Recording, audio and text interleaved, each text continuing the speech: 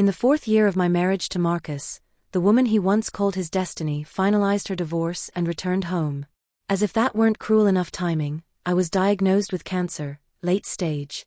Terminal. With less than 6 months left to live, I continued to play my role flawlessly. Marcus's perfect partner. Calm. Supportive. Appropriate. Right up until the day I died. Only afterward, after he read the records I left behind, did Marcus finally fall apart. I was standing at the entrance to the medical center's parking lot, thin pathology reports folded in my hand. The paper felt almost weightless, yet it carried the authority to end a life.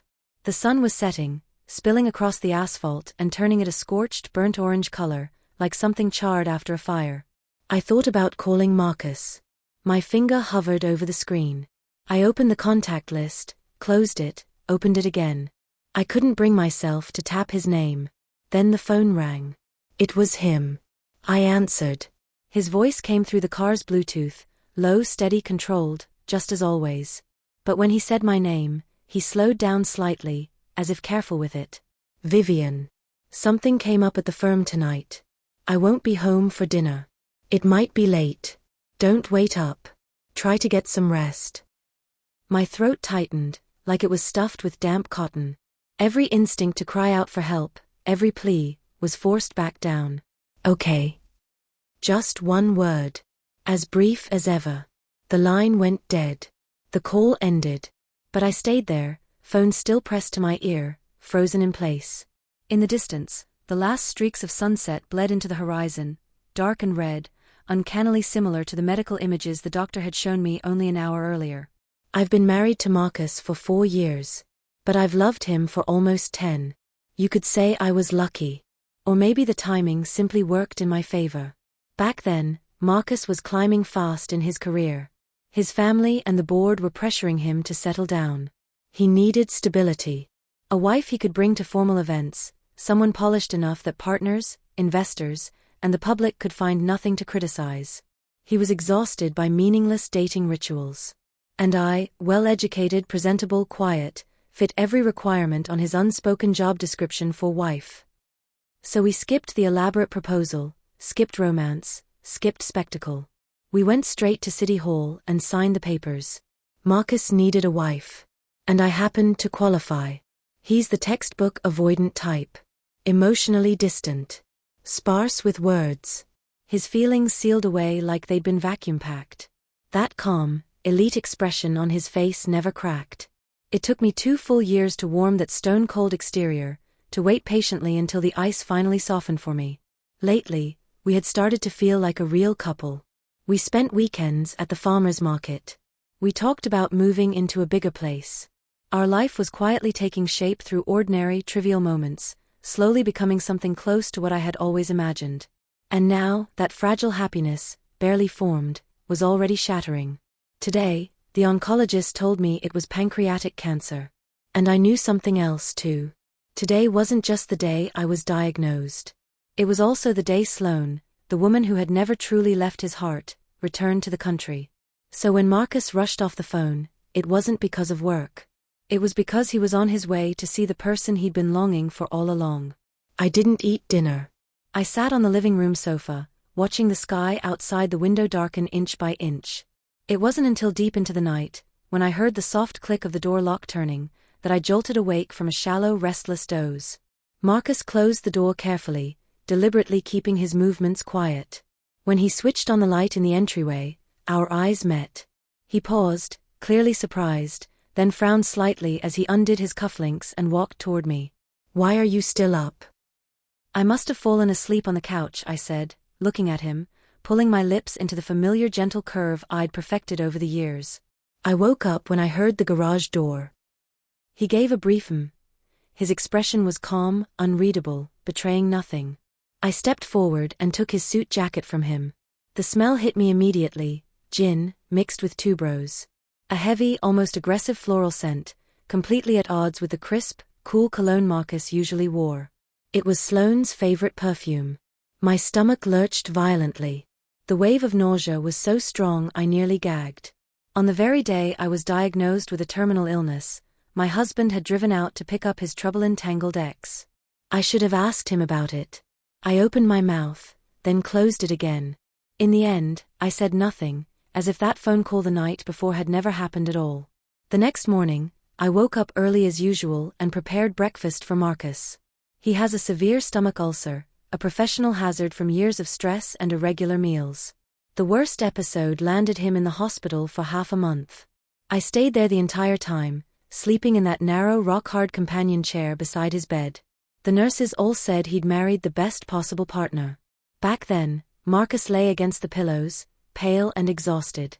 When he looked at me, there was still no obvious emotion in his eyes. One night, when we were alone in the room, he said, we could hire a professional caregiver. Or arrange in-home nursing. My hands froze as I peeled an apple. The long strip of peel snapped and fell to the floor. He seemed to sense something and added, you don't need to push yourself this hard. It's not fair to you. It's not the same. How is it different? Honestly, it wasn't. But to the woman I was back then, caring for someone with your own hands and paying for a service were worlds apart. When you love someone, you want to do it yourself. Because you're my husband, I said, meeting his gaze. It felt obvious then. Now, it feels almost bitterly ironic. After he was discharged, I became meticulous about his diet, determined to nurse his fragile stomach back to health. Marcus is a textbook workaholic. Once he's busy, eating becomes optional. So I made him breakfast every morning, packed balanced lunches, and if I had time, even delivered them to his law firm myself. 2 or 3 years passed like that. What started as conscious effort slowly turned into muscle memory. This morning, Marcus woke up earlier than usual. I hadn't even had time to straighten his tie when he grabbed the insulated lunch bag from the counter and headed for the door in a rush. Just before leaving, he hesitated, then glanced back at me standing by the kitchen island. For once, there was a trace of warmth on his perpetually tense face, like the first sliver of sunlight at the start of winter. I'm heading out, Vivian. Drive safe. Just like countless mornings before. Going to Marcus's office at lunchtime was a spur-of-the-moment decision. I didn't text him ahead of time. The receptionist at the law firm, Emily, recognized me right away. She smiled, greeted me warmly, and swiped me through the elevator without a second thought. I'd been to Marcus's workplace many times before. He had always introduced me openly to his partners and colleagues. This is my wife, Vivian. The word wife carried an old-fashioned sense of contract, something solemn and binding. It inevitably called to mind vows, promises about loyalty, permanence, a lifetime shared. For a while, I truly believed we might make it to the end under that agreement. But life has a cruel sense of humor. It first spins a beautiful dream for you, then shatters it with its own hands, forcing you to stand amid the wreckage and finally see its true, ugly face. Like now. Through the glass wall, I saw my husband talking to the trouble he had just been reunited with. And in her hands, clearly visible, was the lunch bag I had packed for Marcus myself that very morning. Sloane looked almost unchanged. She was exactly as she'd been back in college, long hair falling loosely over her shoulders, smiling like a clever but harmless cat. Thanks, Marcus. This sandwich seriously saved my life. It's nothing, Marcus replied, looking at her with a gentleness I had never received. Sloane was about to say more when her gaze shifted and landed on me standing outside the glass door. Her expression instantly turned animated. She exclaimed in surprise, her eyes curving into crescents. Vivian. Oh my God, it's been so long. She hurried toward me, clearly intending to give me an enthusiastic hug, then froze when she remembered she was still holding the lunch bag. The air went awkwardly still. You came to bring Marcus lunch? Wait. The one from this morning, you made that too, didn't you? I'm so sorry. I'd just gotten off a flight and my blood sugar dropped. I nearly passed out. Marcus saw how pale I was and gave me his lunch. If I'd known you made it specially, I wouldn't have touched a bite. She stuck her tongue out at me apologetically. But honestly, Vivian, your cooking is amazing. Of course it was.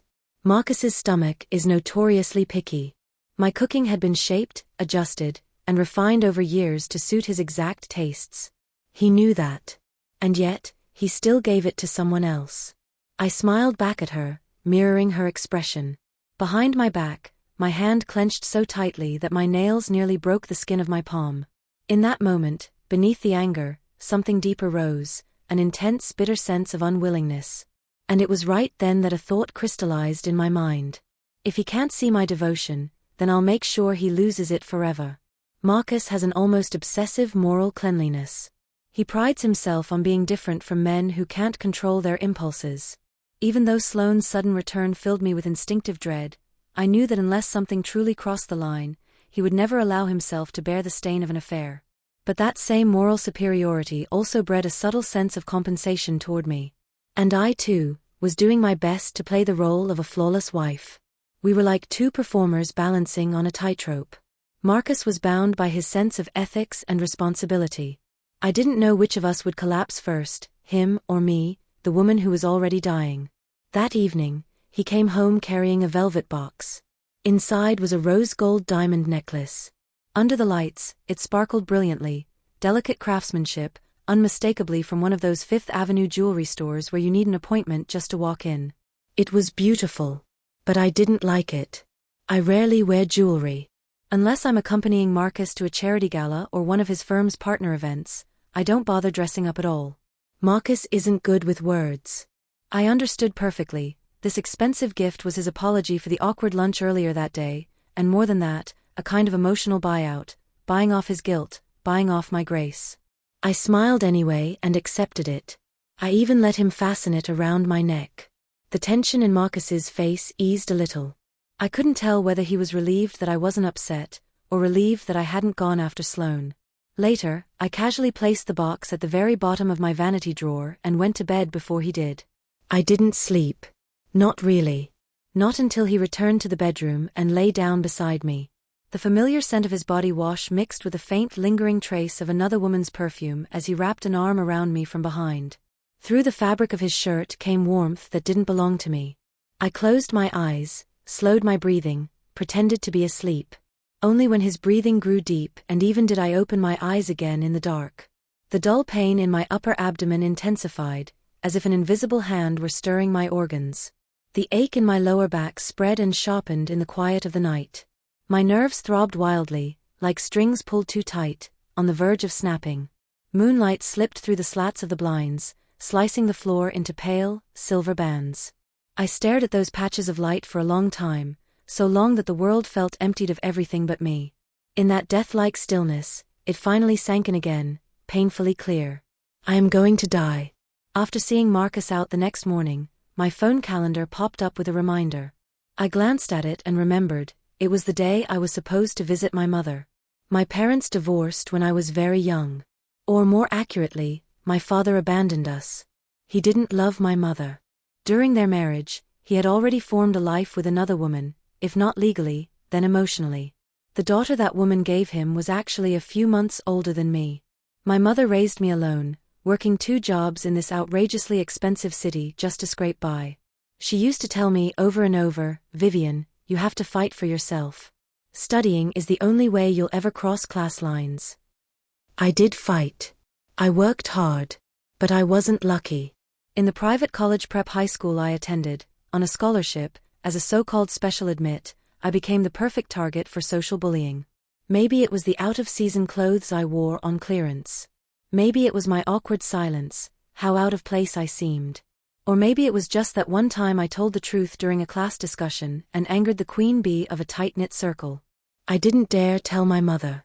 In a world that worshipped winners, even the school counselors preferred to smooth things over. The more I tried to resist, the worse the humiliation became. Until one day, I was cornered in a far edge of the school parking lot by a group of girls. There was no real violence, just the way they looked at me, like I was trash, as they prepared to announce my next social death sentence. My hand slipped into my backpack, gripping a sharp stone I'd picked up off the street. Back then, I truly had the thought of dragging us all down together. And then Marcus appeared. That was Marcus from 10 years ago, the star of the school. Student council president. Quarterback of the football team. He didn't charge in like a superhero, fists flying. He was too smart for that. He knew it would only make things worse. He simply pulled the car to a stop, rolled down the window, and called my name in an easy, familiar tone. Asked if I wanted a ride to the library. Just that one sentence. That casual acknowledgement, like a stamp of approval from the very top of the food chain, was enough to block all the malice aimed at me. The others dispersed. And for the final 3 years of high school, my life became miraculously calm. In that moment, he became my light. That's why I later chased his footsteps without hesitation. Why I got into the same Ivy League school he did. Why I worked so hard to polish myself into someone worthy of standing beside him. But I was still too late. Just as Marcus was my light, he had already found his own. Sloane. The woman who shared the same biological father as I did, yet lived an entirely different life. My half-sister. I brought my mother some nutritional supplements and cash. She's retired now, living in a senior community in the suburbs, with her own social circle. I sat with her for a little over 10 minutes, exchanged a few polite updates, then said goodbye. Our relationship feels more like that of courteous relatives. I took a car home. Just as it pulled up near the entrance of the community, before I even reached the gate, I saw them from a distance. Sloane and Marcus were walking side by side along the tree-lined path. I don't know what they were talking about, but I saw my usually distant husband smiling, the corners of his eyes softened in a way that felt unfamiliar, almost intimate. I froze. As they chatted and laughed, a filthy little dog suddenly burst out from behind the bushes and barked at Sloane. They stopped. Sloane seemed to want to play with it, but the stray suddenly snarled and lunged at her legs. She screamed and instinctively dove into Marcus's arms. Marcus caught her without thinking, his hand landing at her waist. He let go almost immediately, but the instinctive posture of a protector was impossible to hide. When he turned his head, he met my gaze. I was standing not far away, like a ghost. Sloane reacted even faster than he did. She quickly stepped out of his arms and exclaimed brightly, "Vivian." I walked over mechanically. Sloane opened her mouth to explain, but I bent down before she could say anything and scooped up the dirty dog, which was still growling weakly. It was small, its fur matted, its body reeking. When I lifted it, it startled for a moment, then quickly went quiet, burying its head into my arm and trembling. Marcus. I looked at him, my smile completely without warmth. I'm keeping it. The air seemed to freeze instantly. Sloane looked visibly uncomfortable and stepped back. Marcus frowned, glancing from the filthy bundle in my arms to Sloane, clearly weighing concerns about hygiene, and Sloane's so-called allergies. I didn't give him a chance to refuse. I simply smiled and repeated, in a tone that allowed no argument, I'm keeping it. Marcus went with me to a 24-hour emergency veterinary clinic. After a series of tests, the bill was staggering.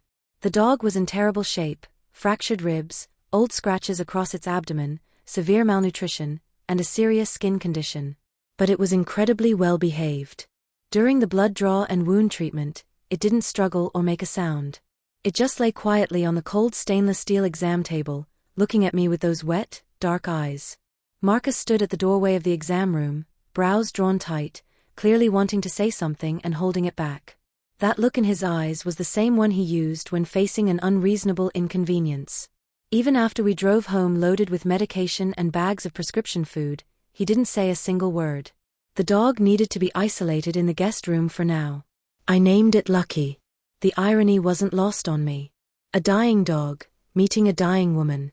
We were both very lucky. When we got home, the air felt stiff, almost suffocating. Marcus went straight into his study to deal with emails without a word. I stayed silent too, settling Lucky in as carefully as I could. It wasn't until late at night that we both returned to the master bedroom.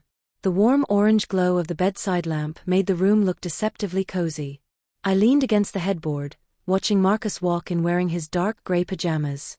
The light softened the hard line of his jaw. He rarely smiles, and when he does, it's usually just a brief social courtesy.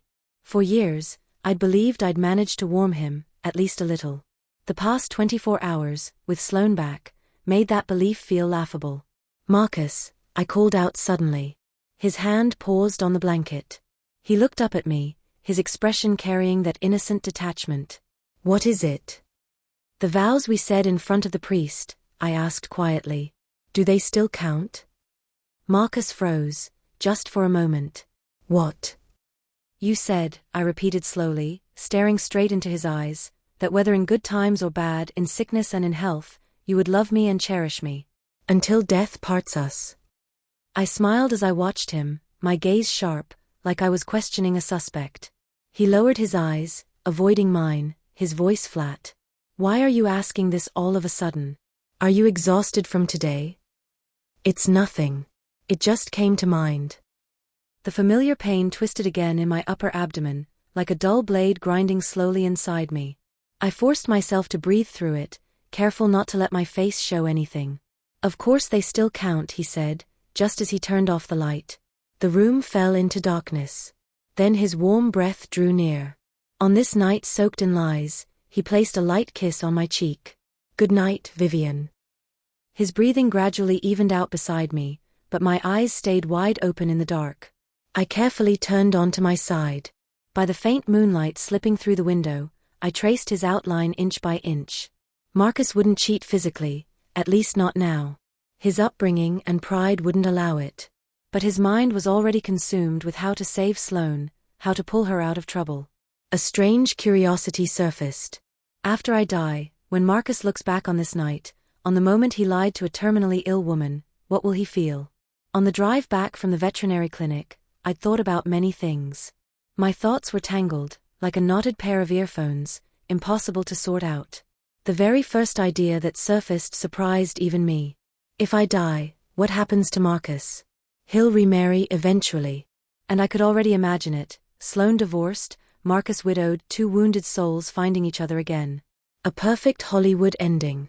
I could accept that. Just not now. Not while I'm still alive. Not while I still occupy the role of wife. So I changed my mind. I decided to add another act to this story, for myself. The first time I ever saw Sloane was on my 10th birthday. My mother had taken a rare day off and brought me to an expensive Italian restaurant downtown. The menu didn't list prices. She ordered the cheapest pasta for herself, and a single tiramisu for me. In the booth diagonally across from us sat a family of 3. The little girl laughed non-stop, wearing an expensive princess dress trimmed with lace, a sparkling crystal crown perched on her head. Her father sat opposite her, holding a camera that looked unmistakably professional, taking photo after photo, his eyes overflowing with indulgent affection. Then the man stood up to go to the restroom. As he passed our table, that familiar profile hit me all at once. The fork slipped from my fingers and clattered against the plate with a sharp, brittle sound. My mother noticed immediately. She followed my gaze, then calmly looked away. "Do you want to go say hello?" she asked, cutting her pasta as if nothing had happened. "From a biological standpoint, he is still your father." When the man returned to his seat, the little girl ran straight into his arms, laughing. He lifted her high into the air, both of them smiling so brightly it hurt to look at. I shook my head. The father in my memories was nothing more than a blurred shadow. He was never close to me. On the rare occasions I tried to ask him for attention, all I received was impatience and scolding.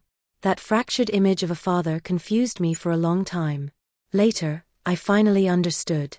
It wasn't that he didn't know how to be a father. He just didn't love me. The things I could never reach for, no matter how hard I stood on tiptoe, were simply part of Sloane's natural backdrop, things she was born into. I began playing the role of an unaware perfect wife on social media. When I occasionally caught the scent of tuberose on Marcus's shirts, I said nothing.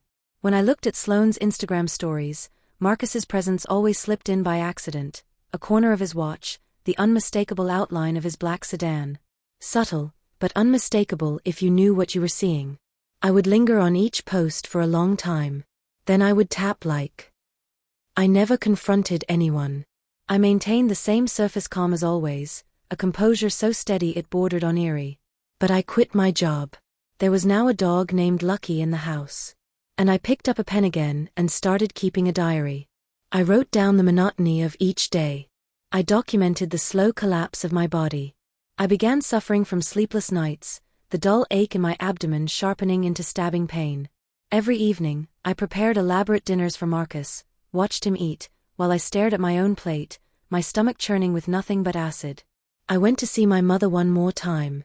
Before leaving, while she was in the kitchen getting me some fruit, I slipped a note with a bank account number and password into the cookbook she read most often. It was my personal savings, along with money from liquidated investments. This was probably the last time I would visit her. She walked me to the door.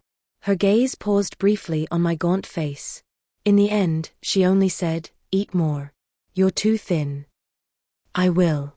Take care. My mother will be fine." She never loved that man, and she never loved me much either, the burden that came with him. But she fulfilled her duty as a mother. She raised me. She sent me to good schools. Later that man went bankrupt, while my mother found real love in a retirement community, remarried, moved to Florida, and started living a life of daily golf. For her, that was the best ending. Marcus came home earlier than usual that evening. The kitchen island was covered with steaming dishes. It had been a long time since we'd sat down together for a proper dinner like this. Ever since Sloane returned, his schedule had been packed to the point of suffocation. Marcus's table manners were flawless, refinement carved into him by elite education. I used to think that sitting quietly together like this, even without conversation, was a kind of peaceful intimacy. Now, the silence felt heavy, almost oppressive. He cut his steak slowly and methodically. I forced down a few bites of salad before my stomach began to rebel. Just then, Lucky came trotting downstairs and slipped smoothly under the dining table. I set my utensils down. Marcus glanced at me, and I explained, "I'm going to give Lucky some food." Lucky's bed was in the storage room beside the laundry area. I'd turned it into a small, comfortable corner just for him. His bowl was empty. I poured in some prescription kibble, and he wagged his tail and buried his head in it. Watching him eat calmed me a little. Then the pain in my abdomen flared violently. A metallic taste rushed up my throat. I clamped a hand over my mouth. When I pulled it away, the flash of red in my palm made my eyes sting. Lucky sensed something was wrong. He stopped eating and rushed to my feet, letting out a low whimper. I quickly grabbed a few paper towels, wiped away the blood, crumpled them up, and shoved them deep into the trash. Squatting down, I rubbed his head hard and whispered, "Shh. I'm fine." He refused to eat or drink after that, instead nudging anxiously into my arms. I picked him up, and he immediately settled, licking the back of my hand with his warm tongue. Footsteps sounded behind me. Marcus stood in the doorway holding a glass of wine, his expression gentle. "Vivian, come eat." I forced myself to finish the meal with him. Marcus even took the initiative to load the dishes into the dishwasher, rare for him. When he returned to the living room and saw me on the sofa watching TV with Lucky in my arms, he sat down beside me. "Vivian," he said, "things at the firm have slowed down a bit. If you're free next month, how about a vacation in St. Bart's?" My fingers paused as I stroked Lucky's fur. "Sure," I replied. A tropical vacation with Marcus had always been on my wish list. When we first got married, we were both too busy, no honeymoon, straight back to work the next day. Later, when things stabilized, I brought it up a few times, only to be turned down because of court schedules or client meetings. Now he was the one suggesting it. I knew better. It was just another form of compensation. Out of the corner of my eye, I saw him watching me, evaluating, maybe hoping for something. I pretended not to notice and kept playing with the dog. Finally, he moved to the real point. "There's a charity gala next Wednesday. Several of the city's old families are hosting it together. Are you free to come with me?" My hand stopped completely. I adjusted my expression at once, turned to him, and said calmly, "I won't be able to. I have a dentist appointment that day." Marcus didn't press the issue. He just nodded, looking faintly relieved. My gaze dropped back to Lucky, and I didn't look at him again. Sloane had just returned and urgently needed to re-enter the city's social circles. An event like that, top tier, soaked in money and status, was the perfect springboard. If she asked Marcus, leaning on a touch of panic disorder or loneliness, he would never refuse to play her escort. Lucky let out a soft huff on my lap. Marcus would probably never imagine that I'd be at the gala he thought I was skipping, watching him dance under the lights with another woman. But I went anyway. The ballroom was drenched in light. Crystal chandeliers scattered dizzying reflections across the space. Men in tailored suits and women adorned with antique jewelry drifted through the crowd, champagne glasses clinking in constant brittle rhythm. I stood in the shadows, painfully out of place, like a beggar who had wandered into a royal palace by mistake. Finding Marcus was easy. I'd been following his silhouette for more than a decade. Even in a hall packed with hundreds of people, I recognized his upright posture instantly. He stood near the center of the room, a drink in hand, head turned as he listened to someone beside him. The woman holding his arm wore a blazing red dress, vivid and sharp, like a rose in full bloom, thorns intact. Sloane. They moved through this arena of wealth and power as if they belonged there, perfectly matched, effortlessly charming. I had known this was coming. And yet, seeing it with my own eyes, my heart still seemed to skip a beat before slamming into a wave of pain. It wasn't just jealousy. It was a physical rejection, as if vines were tightening around my heart, constricting until they drew blood. The taut string in my mind began to hum again, dangerously close to snapping. Someone tapped Marcus on the shoulder and gestured in my direction. He turned. Across the shifting crowd, our eyes met. I wasn't wearing a gown, just an ordinary black coat. I had grown frighteningly thin. To hide my jutting cheekbones and hollowed eyes, I'd applied heavy makeup. I knew I must have looked awful to him, like a wandering ghost. Marcus's expression changed instantly. It was ugly. Fear, or the shame of being caught. He tried to pull free from Sloane's grip, starting toward me. From a distance, his steps looked unsteady, almost panicked. I smiled at him. Then I turned away, fleeing the suffocating room before the tears could fall. Back home, I went straight to what used to be my study. The chaos in my head refused to untangle. A desire for destruction tore through me like wildfire. I could no longer maintain the illusion of calm. I swept everything off the desk in one violent motion. The glass pen holder shattered against the marble floor with a piercing crack. Not enough.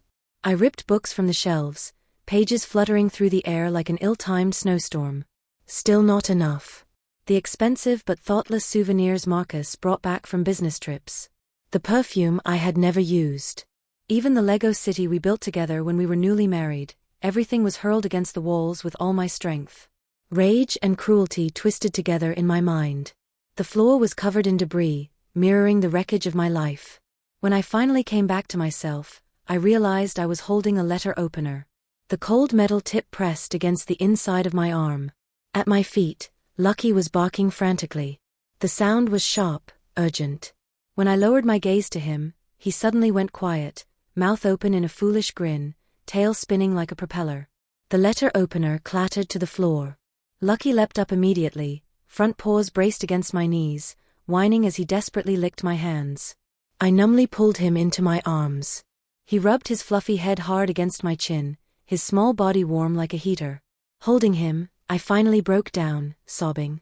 When the anger drained away, destruction brought no relief, only a bottomless void inside my chest. That emptiness was more unbearable than pain itself. By the time Marcus came home, I had already restored the room so thoroughly that there wasn't a trace of what had happened. He stood in the living room looking at me, clearly hesitating.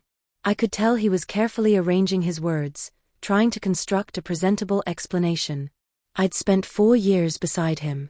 In this world of influence and appearances, Marcus had never been good at social finesse. He was too proud, too cold. After countless banquets and cocktail parties, it was me who helped him replay conversations, who taught him how to navigate a field full of unspoken rules and polished hypocrisy. Now he'd learned well enough to use that smoothness on me. I smiled and spoke first, cutting off everything he was about to say. It's fine. I know Sloane just got back and needs to rebuild her connections. You're her only support. Taking her to that kind of event makes sense. Marcus froze, his expression stiffening. Vivian, actually. It really is fine, I said, my voice gentle, like I was soothing a child who'd done something wrong. I don't mind. After all, she's your friend. He stared at me in silence. Our eyes met. I kept looking at him with the same calm softness, my gaze clear and unclouded. After a long moment, he finally looked away, awkwardly. Then, all of a sudden, he strode over and pulled me into his arms. His grip was tight, too tight, like he wanted to crush me, press me into his body until there was no space left between us. It made it hard to breathe. His warm breath brushed my ear, carrying an intimacy that felt almost desperate. Vivian, he murmured. You've lost too much weight. I smiled faintly and said nothing. In his embrace, the tuberose scent that belonged to Sloane still clung stubbornly to him, tangled with alcohol and tobacco. I closed my eyes and forced myself not to push him away, not to run to the bathroom and retch. The next morning, as usual, I saw him off at the door. Marcus stopped in the entryway and turned back. "Vivian." He pointed at his collar and said softly, "Can you help me with my tie?" A little helpless, I took a dark blue silk tie from the rack and stepped forward. Marcus lowered his head obediently, letting me adjust it, his eyes never leaving my face. "All done," I said, straightening the knot and starting to step back. Suddenly, an arm locked around my waist, pulling me hard into him. I looked up in surprise. "Marcus." The rest of my words disappeared. His lips crashed down on mine, hot and forceful, the kiss almost punishing. It wasn't restrained or controlled. It felt like release, like something violent and uncontained. This wasn't the Marcus I knew. He was like a trapped animal, trying to confirm ownership through something primal, or maybe to smother his own fear. When he finally pulled away, his eyes were red at the corners, his breathing uneven. I looked at him, my fingers brushing my sore lips without thinking. I didn't speak. He pressed a brief kiss to my forehead, his voice hoarse. "I'm going, Vivian." I smiled and watched him leave. Once the door closed behind him, I raised my hand and wiped my mouth hard. I asked Sloane to meet me. 10 o'clock in the morning.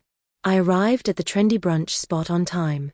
She kept me waiting for another half hour before finally showing up in sunglasses, unhurried and unapologetic. Sloane is beautiful.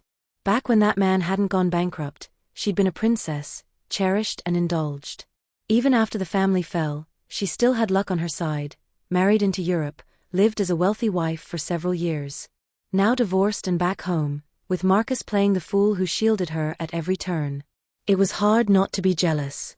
She sat down across from me and took off her sunglasses, revealing a flawlessly made-up face. And me, no matter how much concealer I used, I couldn't hide the dark circles beneath my eyes, or the sickly pallor of my skin. "Vivian, what made you want to see me all of a sudden?" she asked with a smile, flagging down the server. "An iced Americano, 2 extra shots. I drank too much last night, my head's killing me." Then she turned back to me, chin propped on her hand, her tone deliberately intimate. "Marcus loves it this way too. I used to think it was unbearably bitter. Funny how I've grown to like it." I took a small sip of my lemon water and didn't respond. There was an innocent cruelty in Sloane's smile. In fact, the so-called insider who'd told me about her divorce and return had been her burner account. After adding my contact, her messages were polite on the surface, but the subtext was unmistakable: "I'm back. It's time for you to step aside." The sense of superiority practically spilled off the screen. The server brought her coffee. Sloane stirred it slowly with the straw, her eyes moving over me, clearly assessing the competition. When I looked up, the smile at her lips deepened.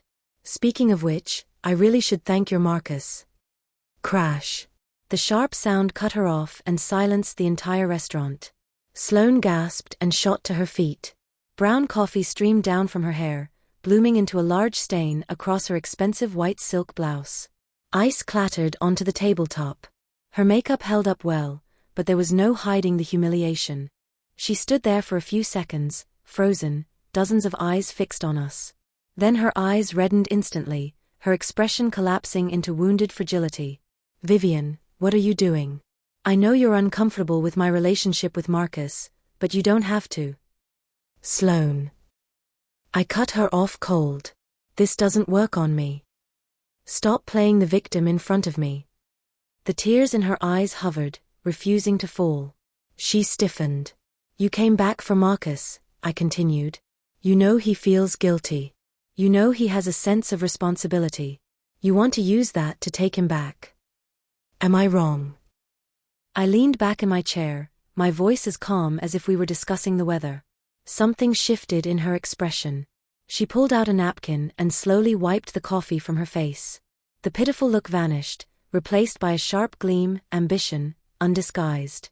"Yes," she said, meeting my eyes, her voice low and certain. "Vivian, love was never fair. He doesn't love you. What's the point of clinging to that position?" So the mask finally came off. I looked at her and suddenly smiled. "You're right. Sloane, how about a bet? If you win, he's yours. I'll step aside, sign the divorce papers myself, You won't even have to carry the label of a homewrecker." She studied me in silence. A flicker of doubt passed through her eyes, quickly replaced by confidence. "Fine," she said. "What's the bet?" When Marcus came home, I was sitting at the desk in the bedroom, writing in my journal. Hearing the garage door open, I closed the dark blue leather notebook, slid it deep into a drawer, and locked it. That week, Marcus came home early almost every day. Sometimes after dinner, he even walked Lucky with me in the community park. At night, when I sat up in bed reading, he would suddenly lean over, wrap an arm around my waist, bury his face in the curve of my neck, like a child seeking comfort. I was holding a best-selling thriller I'd picked up at an airport bookstore. I reached the infamous scene. The male lead, trying to protect his psychologically unstable mistress, blamed everything on his wife in front of the police. The wife screamed in despair, "But I'm the one who's always been by your side." Marcus's arm tightened around my waist. I turned the page calmly.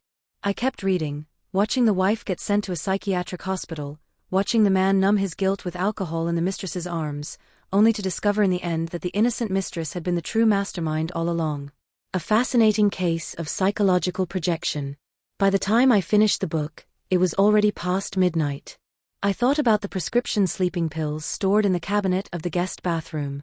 I tried to slip out of Marcus's arms, but he didn't let go. Instead, he tightened his hold, caging me in even more firmly. "Marcus," I called softly. He answered in a low murmur, his voice muffled by the blanket. The room was so quiet I could hear the faint hum of the central air system. "Vivian." His breath brushed against my skin, carrying a rare note of vulnerability. "We haven't been like this in a long time." I almost wanted to laugh. The Marcus from before had always been restrained and efficient in bed, like he was checking something off a schedule. This sudden tenderness, was it guilt? Or was he sensing, instinctively, that something was about to slip beyond his grasp? I turned to face him. In the darkness, I lifted a hand and traced my fingers along his brow. "Go to sleep, Marcus." He looked at me, as if searching my face for an answer. In the end, he only sighed and pressed a kiss into my palm. "Good night, Vivian." If he truly loved me, why did he still frown in his sleep, and whisper Sloane's name? A full week had passed since that disastrous brunch with Sloane. Today was our 4th wedding anniversary. The diary had reached its 100th day. Marcus seemed to treat the date as a chance for redemption. He cancelled every meeting, even turned off his work phone, and came home early, spending the entire afternoon alone in the kitchen. When I returned from the pet grooming salon with Lucky, the apartment had been transformed into something that looked like a private room in a Michelin-starred restaurant. Fresh flowers sat on the table. Red wine breathed slowly in a decanter. Marcus untied his apron and stood by the kitchen island, looking at me with a softness I barely recognized. "Welcome home, Vivian." Beneath the champagne glasses lay 2 plane tickets. Destination, Street Barts. Departure, the day after tomorrow. I glanced at Marcus, then at the first-class tickets. A faint, ironic curve formed at the corner of my mouth. The wall clock pointed to 8 in the evening. Everything was perfect. This was his answer. He was choosing the marriage. Then Marcus's private phone vibrated on the table. The screen lit up with the name Sloane. In the quiet room, the buzzing sounded like a bomb about to detonate. Marcus looked at it, didn't answer, and hung up. But Sloane didn't stop. A second time. A third. Finally, Marcus glanced at me awkwardly. "Sorry. I should take this. It might be urgent." The moment he answered, Sloane's breakdown echoed clearly through the space. "Marcus. I don't know what to do. I'm in the ER. I can't breathe. The doctor says it might be a panic attack, but I really feel like I'm dying. It's so cold here. I'm all alone. Please, Marcus." The romantic music was still playing, but it felt like all the air had been sucked out of the room. Marcus's fingers tightened around the phone, turning pale. He looked at me. Just one look. That was enough. I knew how this would end. "Vivian. I'm sorry." He stood up quickly, words tumbling out.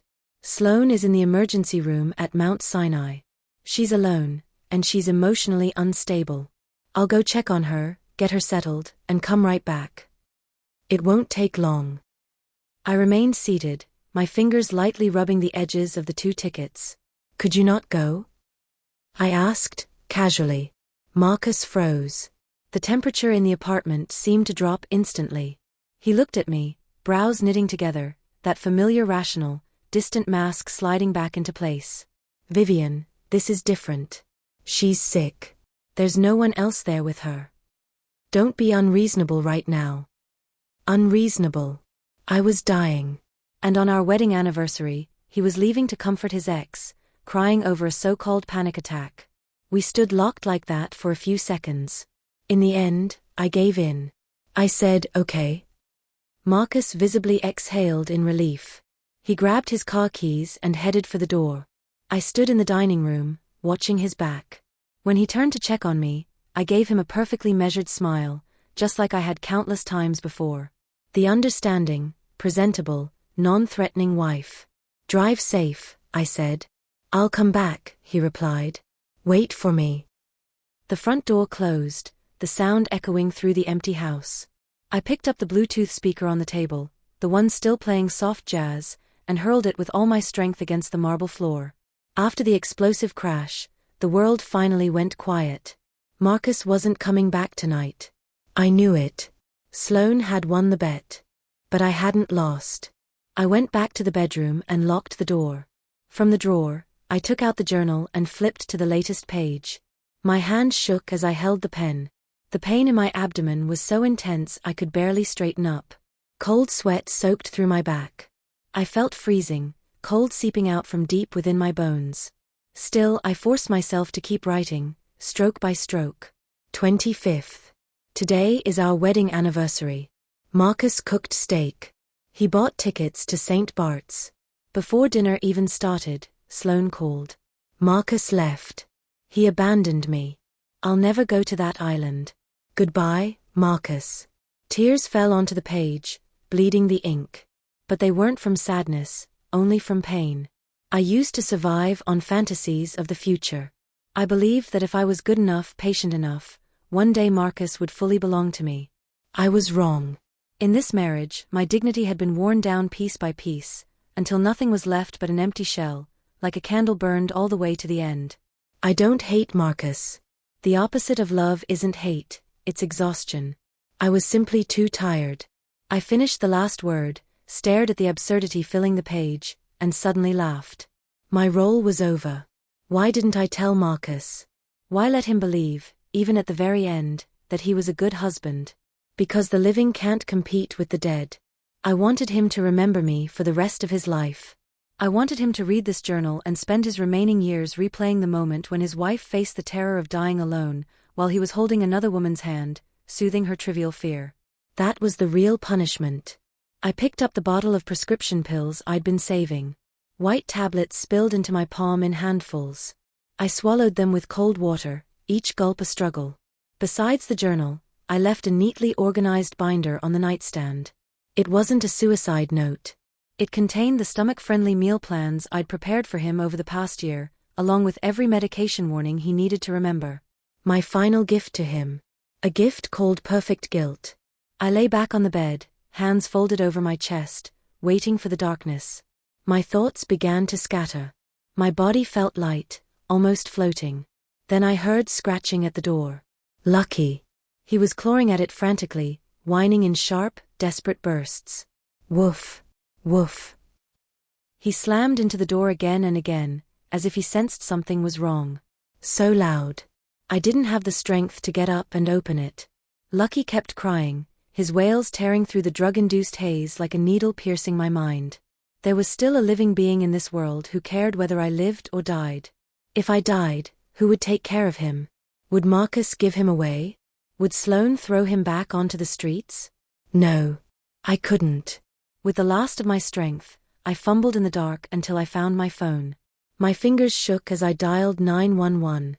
In the hospital corridor, Marcus felt a sudden, inexplicable tightness in his chest.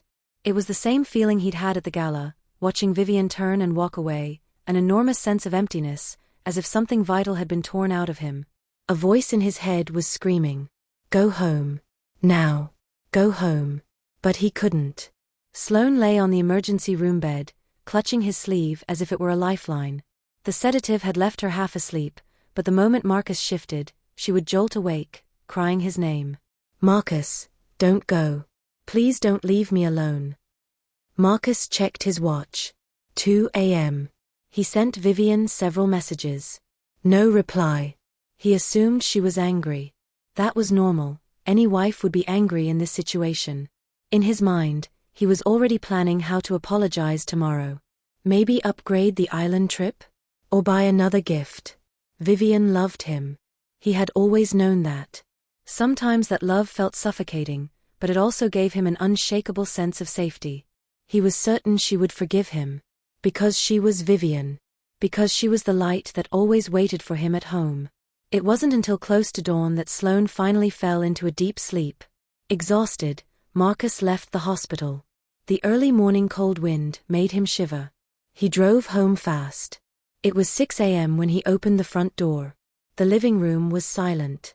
The shattered Bluetooth speaker was still on the floor, like a wordless accusation. The steak on the dining table had gone cold.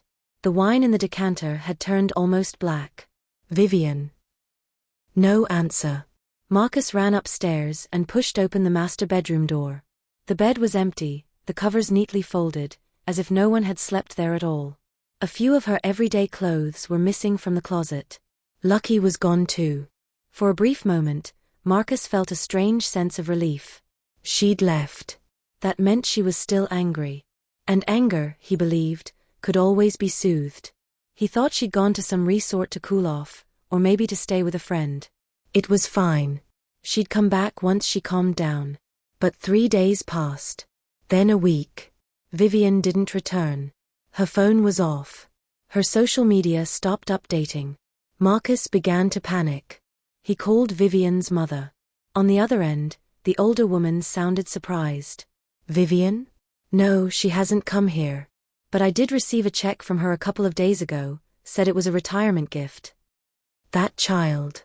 I told her I have enough money, she didn't need to worry. Marcus, did you two have a fight?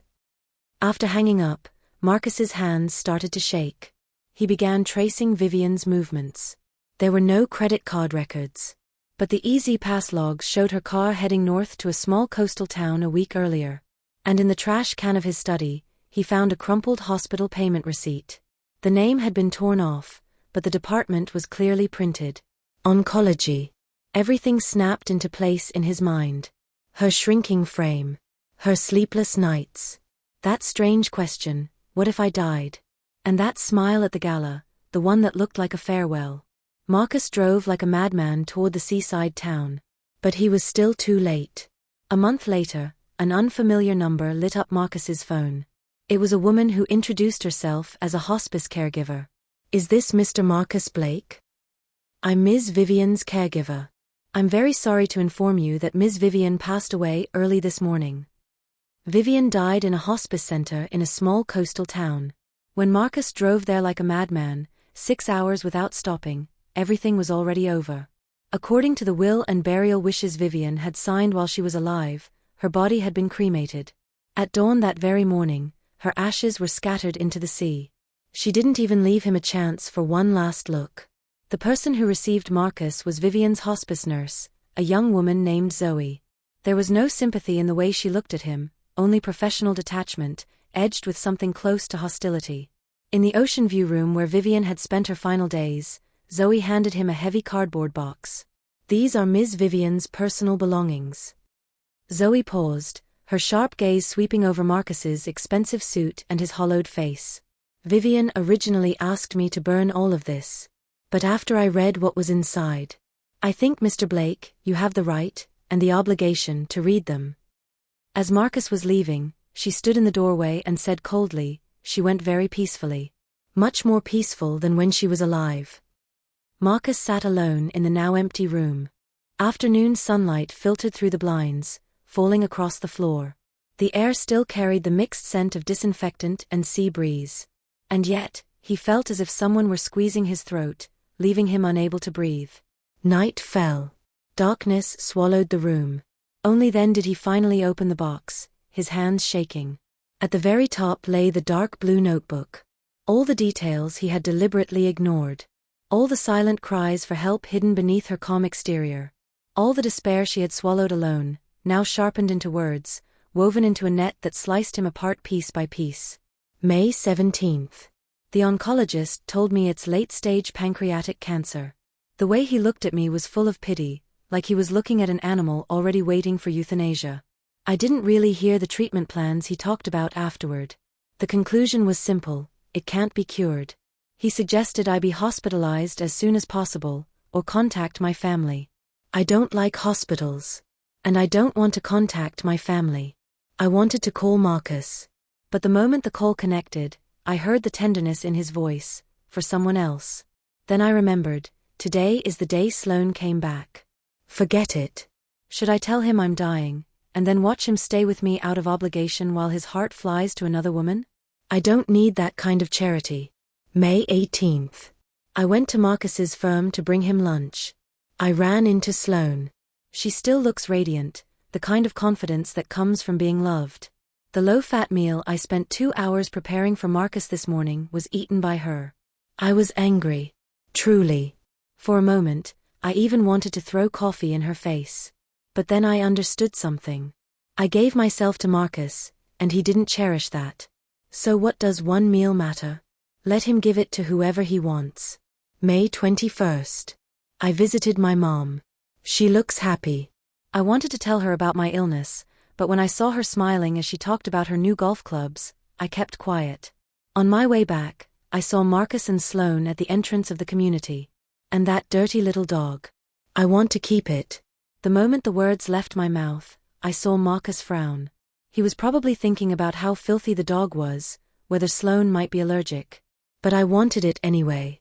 The vet asked what its name was. Lucky. It's lucky, at least it met me. And I met Lucky. May 22nd. Last night before bed, I asked Marcus whether our wedding vows still counted. He said they did. If only I were a little stupider. If only I couldn't see the way his eyes avoided mine, couldn't hear the emptiness in his voice. Marcus. People who lie are supposed to swallow 1,000 needles. May 25th. I scrolled past Sloane's post on my Instagram Explore page. A group photo from some elite social gathering. Marcus was only half in frame, just a shoulder, and a hand wearing a wedding ring. The caption read, "Always my rock." I thought it suited the moment. So I liked it from my burner account. Marcus, when you're being her rock, did you ever think about the fact that your wife was curled up on the bathroom floor at home, shaking with pain?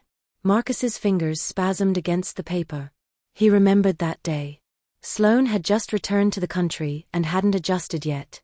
She drank too much at the party, and out of courtesy, out of habit, he stayed by her side, helping her fend off drinks. So Vivian had seen it. He turned the page. Each entry landed like a slap across his face. June 7th. My sleep is getting worse. The painkillers are starting to fail. During the day I take Lucky out for walks. We passed my favorite French pastry shop. I bought a slice of millefeuille. I used to love it. But when I brought it home and looked at the layers of cream, I felt sick. I threw it in the trash. It's like my body has started rejecting the act of being alive. June 19th. Marcus is getting busier. Not coming home for dinner tonight. Don't wait for me. These texts feel like automated replies. He's slowly disappearing from my life, while showing up constantly in Sloane's. Sometimes I envy her. When she was little, that man loved her. When she grew up, her ex-husband loved her. After the divorce, my husband loves her. All she has to do is lift a finger, and the world gathers around her. Me? I only have Lucky. June 30th. Marcus came home for dinner. I haven't been able to eat properly for a long time. Even a few bites feel like my stomach is on fire. But I didn't want him to notice. I forced myself to eat a little, then made an excuse to feed Lucky and hid in the laundry room. I vomited blood. Not the cinematic kind, no delicate trickle at the corner of the mouth. It came out in great mouthfuls, dark red, foul-smelling, terrifying. Lucky was terrified too, circling me and crying. I wiped the floor clean, rinsed my mouth, and went back to the table to keep smiling at him. Compared to the physical agony, The most bitter thing was realizing how completely unaware he was of my suffering. July 11th. I broke my word and went to the charity gala after all. Marcus and Sloane really do look perfect together. The red dress and the black suit, like models straight off a magazine cover. If I weren't the dying wife, I might have applauded them too. Marcus saw me. His expression was priceless. Fear? Panic? He tried to come over. I ran. If Lucky hadn't been waiting in the car, I'm afraid I might have rushed forward and screamed. Was that the mood swings from cancer, or anger I'd suppressed for too long? July 22nd. There was blood on the letter opener in the study. I didn't realize what I'd done until I saw the cut on my arm. Lucky kept licking the wound. This isn't the first time I've lost control. I need to get my sleeping pills refilled. Not just for sleep, but also, just in case. July 30th. I almost passed out from the pain while lying in bed. When I came to, Lucky was at the bedside, licking my palm with his warm tongue. I patted his head. I picked up my phone to distract myself. Sloane had posted again, a 9-photo grid of vacation shots, tagged at a beach in the Hamptons. In the corner of the last photo, a pair of hands was peeling shrimp. On that wrist was a Patek Philippe. The one I gave Marcus for his 30th birthday. August 25th.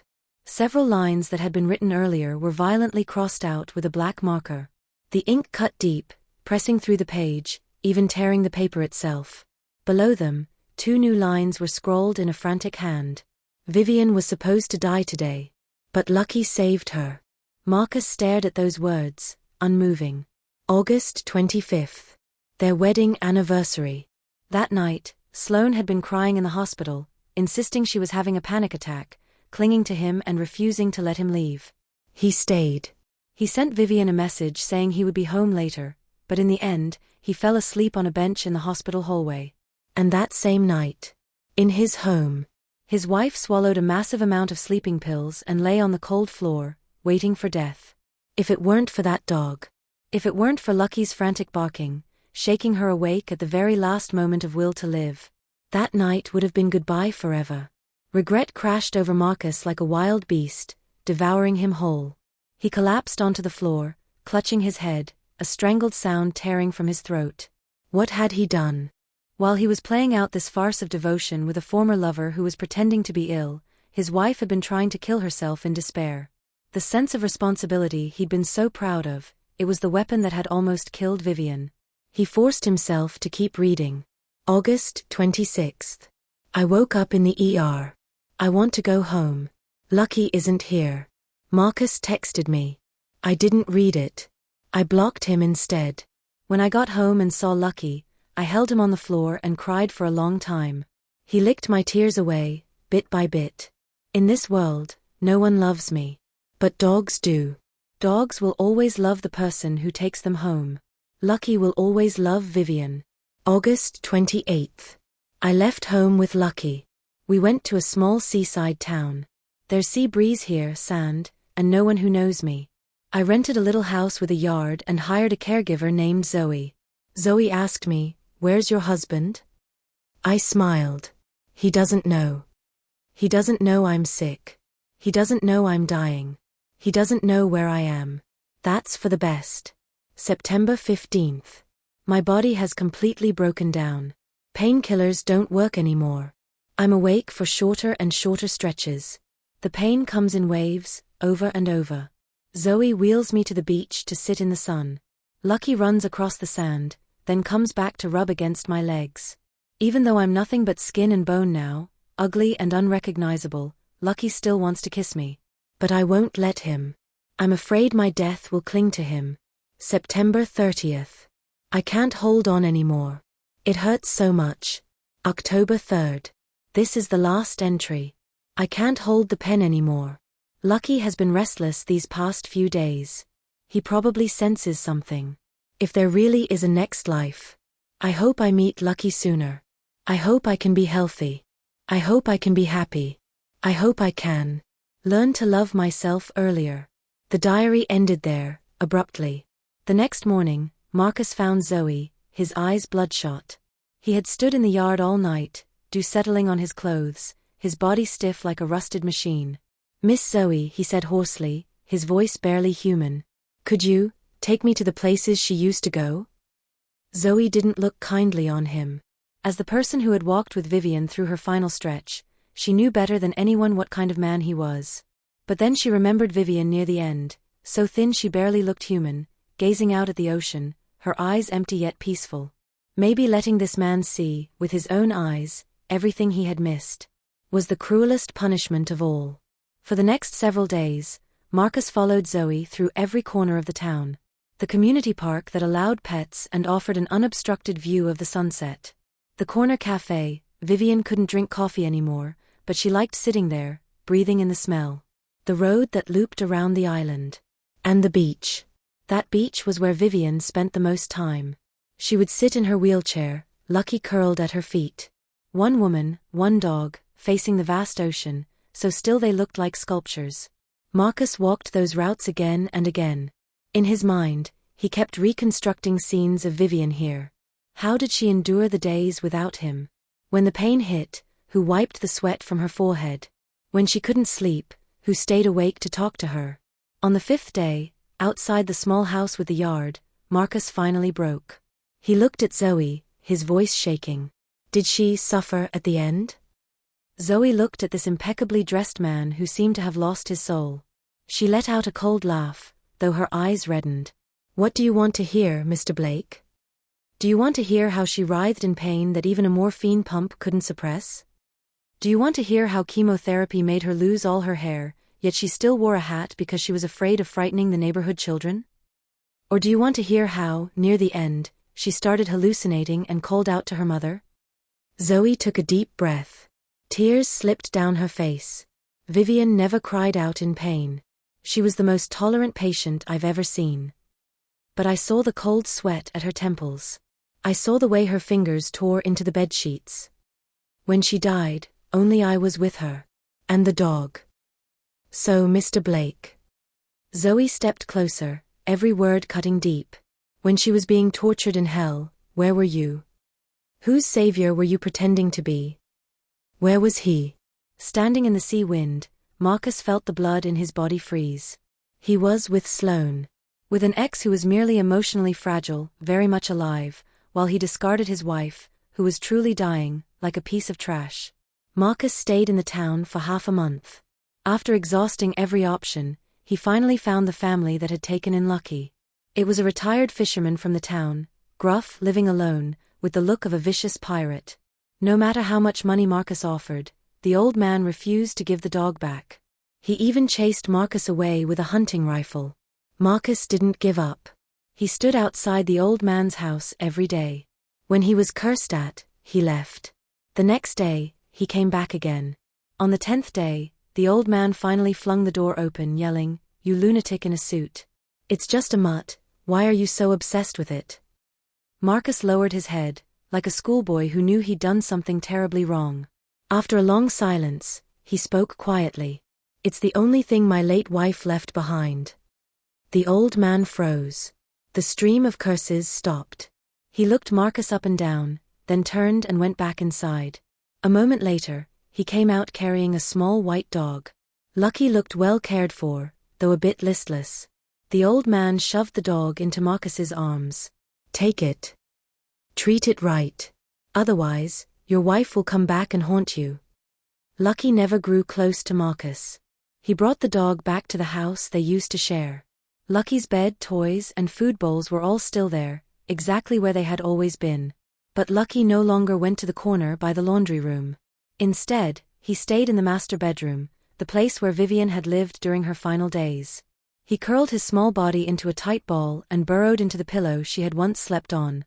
It was the only place in the house that still carried her scent. Life seemed to settle into a kind of fragile calm. Marcus resigned from his position as a law firm partner and took a less demanding job as a legal consultant. He started coming home on time, cooking his own meals, walking the dog. The only difference was that one person was missing. Every morning, Lucky would slip out as soon as the door opened. At first, Marcus panicked and searched everywhere for him. Later, he realized Lucky was simply retracing Vivian's old walking route. Digging for a while in the sandbox at the park. sitting quietly outside that pastry shop, circling the neighborhood once or twice, then returning to the front door to wait patiently for Marcus to let him in. Marcus followed him a few times. Once, someone at the park recognized the dog and bent down to pet him. "Hey little guy, where's that pretty lady who always brought you here?" Lucky barked twice. His tail drooped. Marcus stood not far away, his vision blurring instantly. Vivian was gone. But Lucky was still finishing the walk for her. That night, Marcus followed Lucky into the master bedroom. The dog crawled under the bed and dragged out an empty pill bottle with great effort. It was the bottle left behind the night Vivian had attempted suicide. Marcus picked it up. Vivian's name and the prescription date were printed clearly on the label. 1 week before their wedding anniversary. In that moment, everything closed in on itself. The empty bottle. The faint scratch marks still visible on the door. The diary pages blurred by tears. The countless missed calls late that night. That night, Vivian had been right here, behind this door on this bed, struggling between life and death. And what had he been doing? He had been pouring water for Sloane. Tucking her in. Listening to her ramble on about the past. Marcus felt as if a piece of his heart had been ripped out by hand.